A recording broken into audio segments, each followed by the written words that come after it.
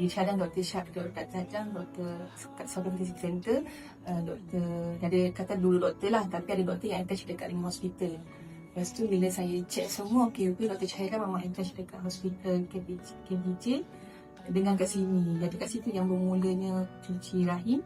Lepas tu terus jumpa Dr. Syahiran untuk next treatment lah, sebab kita tak berjaya dekat Melbourne, so nak try kat sini. Sebab kat sana pun tak dapat nak tengok macam tak ada improvement set kali buat IVF tu. Sebab dia punya treatment tu dah jadi sama.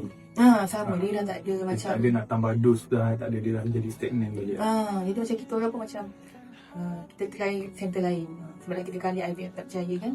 Lepas tu 2024 cuci rahim, 2025 baru start treatment dekat sini. So waktu yang first treatment dekat sini